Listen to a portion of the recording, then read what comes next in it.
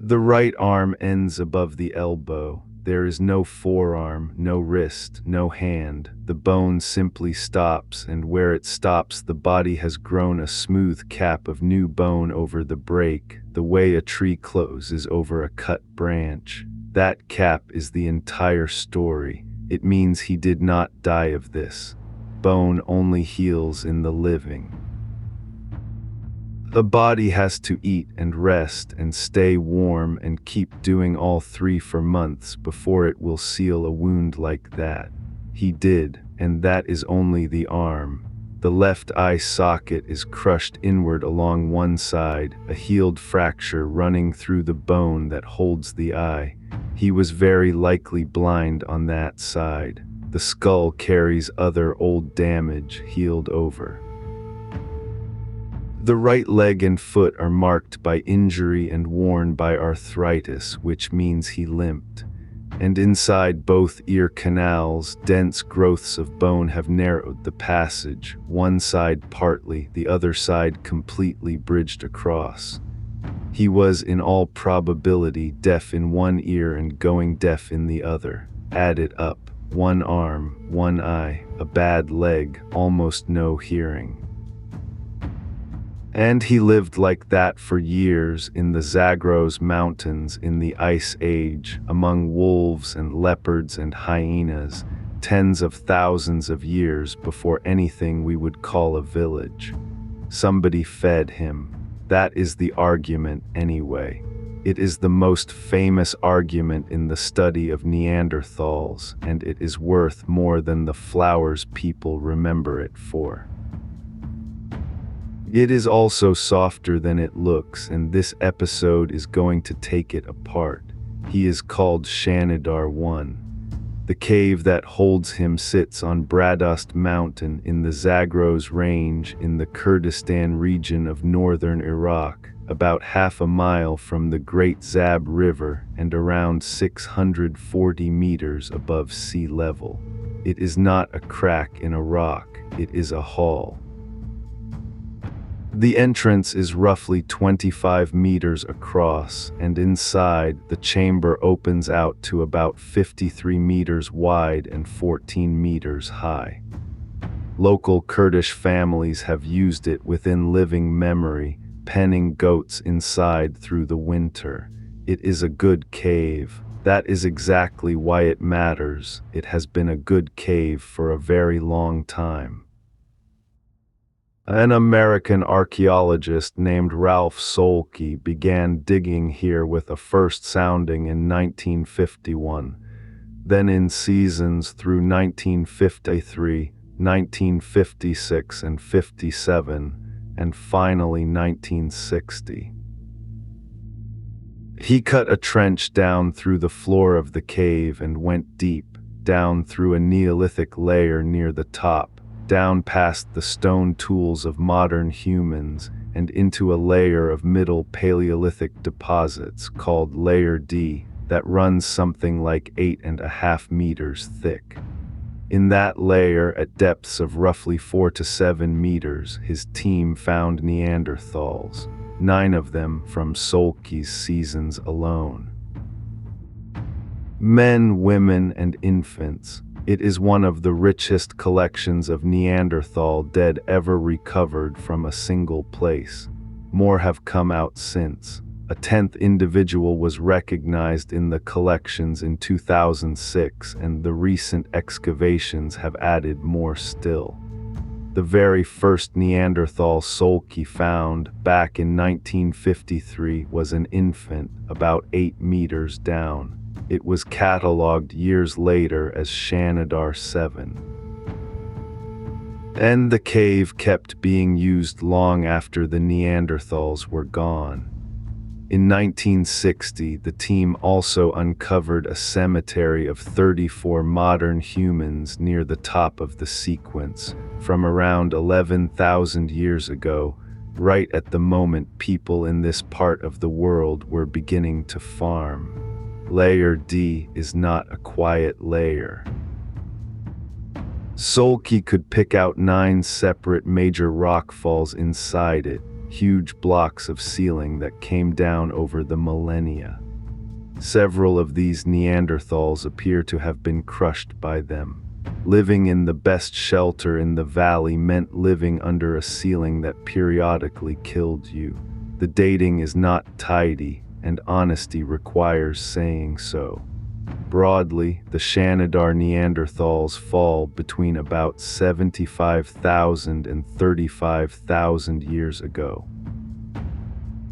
They divide into two groups.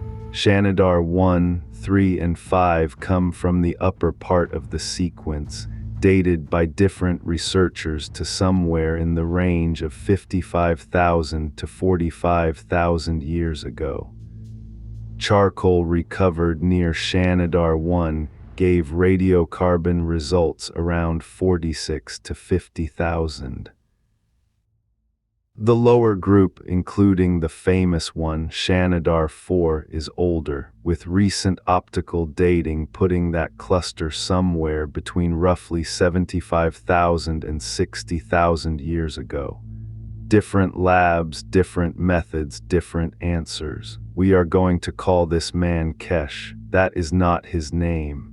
Nobody knows his name, and nobody ever will. The excavators of the 1950s nicknamed him Nandy. We are using a different invented word only so there is somebody to follow through this story. He was probably in his 40s when he died, though the published estimates range from around 30 to around 50. For a Neanderthal, that is old. Most of them did not get there. Kesh got there missing most of the equipment you need. Here is the part that carries the whole episode, and it is not sentimental.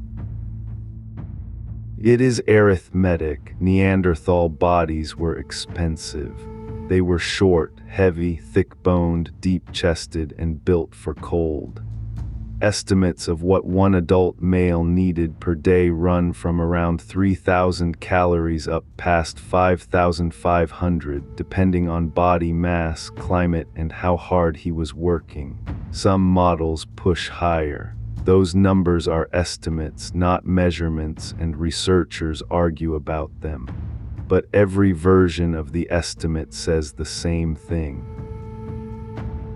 A Neanderthal was a furnace, and the furnace had to be fed every single day, through winters in a mountain range, with stone-tipped spears and no storage worth the name. Before we put Kesh into that equation, look at the arm one more time, because the arm is the sharpest single fact in this cave. The right humerus is short, thin, and bent. It carries evidence of healed fracturing, and it is visibly wasted compared to the left. That wasting is not from the break alone. The best reading is that the head injury came first in his youth, damaging the part of the brain that drives the right side of the body, and that the arm withered from disuse for years before it was ever lost. Then the lower arm went. There is a healed fracture involving the elbow end of the bone, and the forearm and hand were never found. No radius, no ulna, no finger bones anywhere with him. That absence is why researchers think the arm was amputated or torn away above the elbow while he was alive, rather than lost after death, and then the stump healed. Sources disagree on exactly where the cut fell and on whether it was one event or a slow failure of a dead limb. What they agree on is the sequence: injury, then years, then loss, then more years. Now put Kesh into the equation. He cannot throw a spear two-handed. He cannot hold a carcass steady with one hand and cut with the other. He cannot pull a hide taut. He cannot carry a load and climb at the same time. Half his field of vision is gone, which is exactly the half a predator uses. He limps, so he is slow over broken ground, and he almost certainly cannot hear. Think about what deafness costs in that world. Hearing is the alarm system.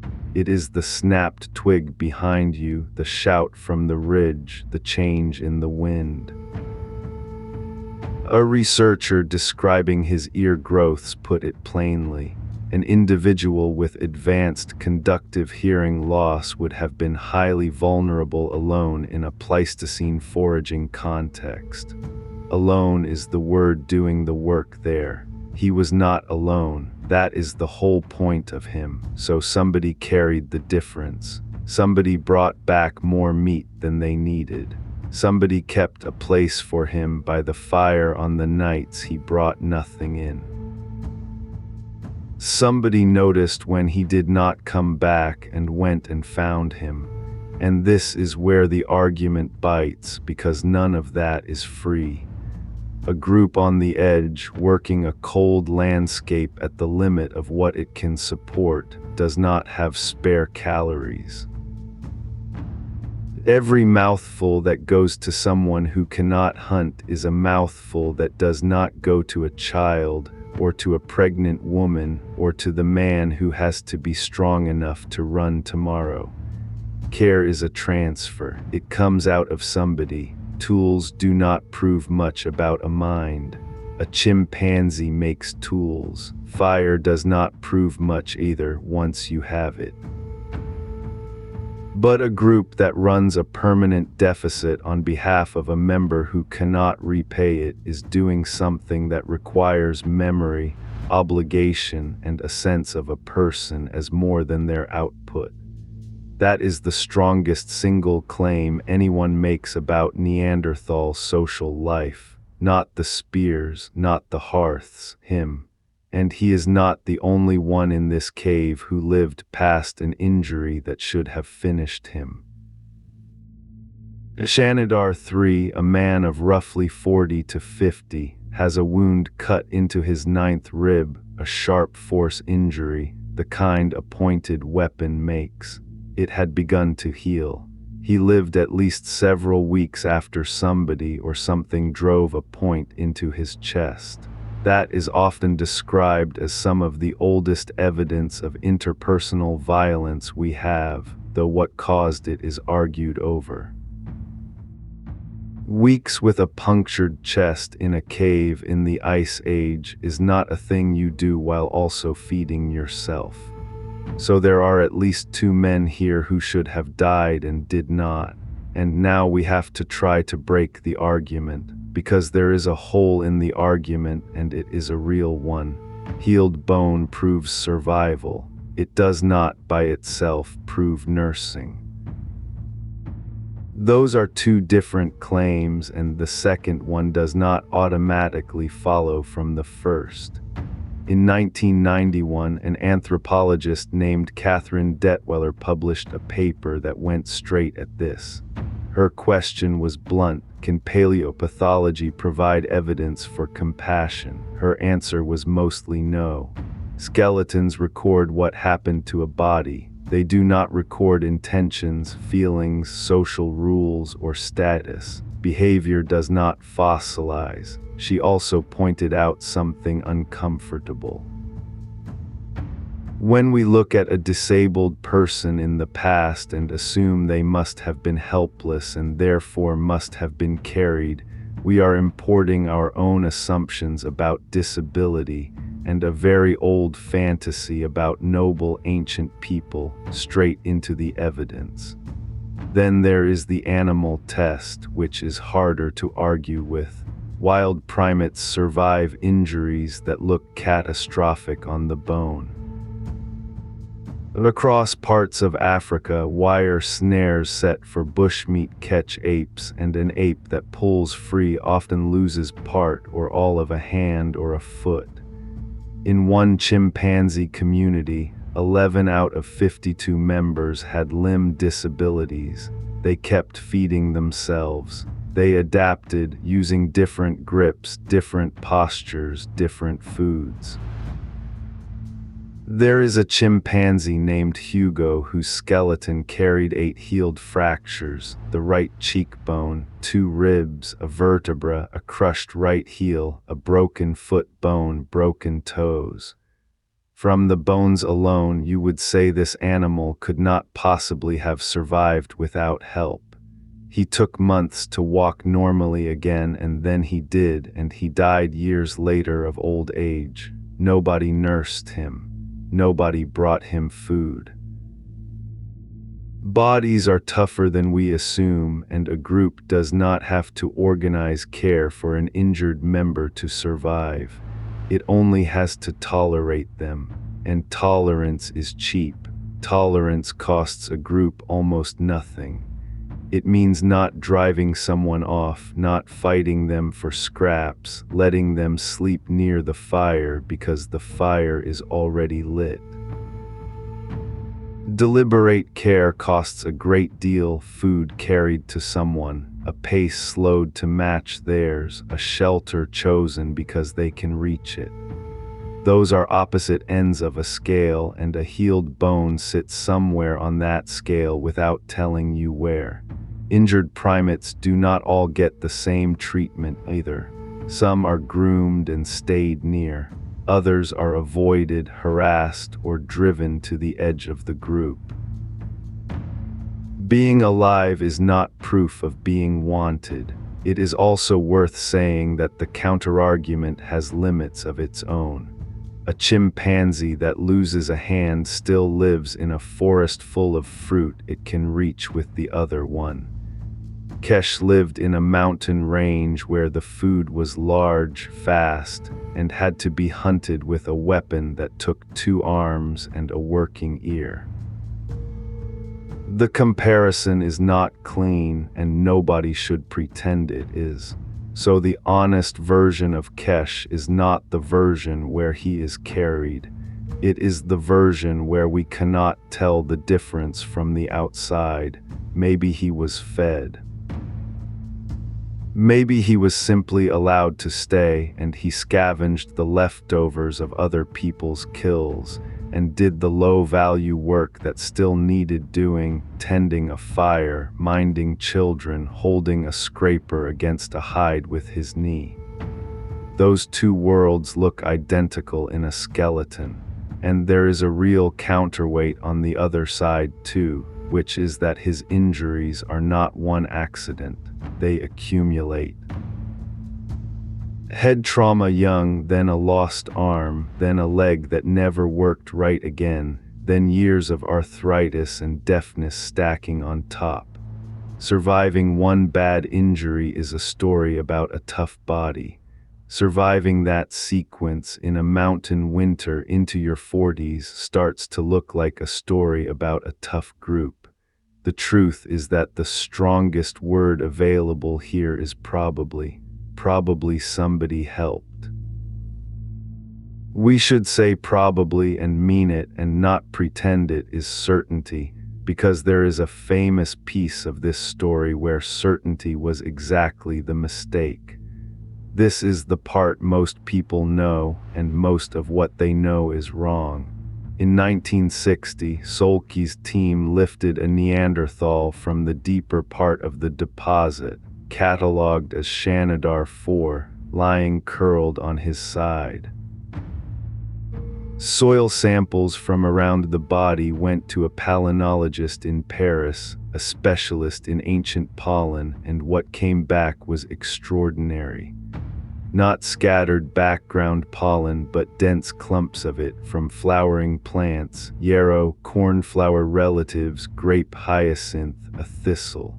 The reading was immediate and irresistible. Someone had gathered flowers in armfuls and laid this man down on them. Solke published a book about it in 1971 and called it Shanidar, the first flower people. The idea went everywhere. It changed how the 20th century pictured Neanderthals, from the brutish stooping caveman of the old reconstructions to something that grieved and decorated a grave and felt loss. and it landed at exactly the right moment to travel. It arrived in the late 1960s and early 70s into a culture already primed to hear that flowers meant something, and the phrase "flower people did the rest."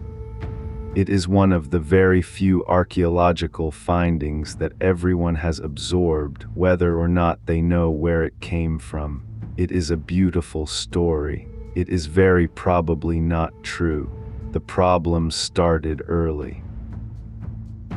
A small rodent lives in this region called the Persian jerd, and jerds do something specific. They cut flower heads and drag them underground into their burrows. Their bones are present in the Shanidar sediments.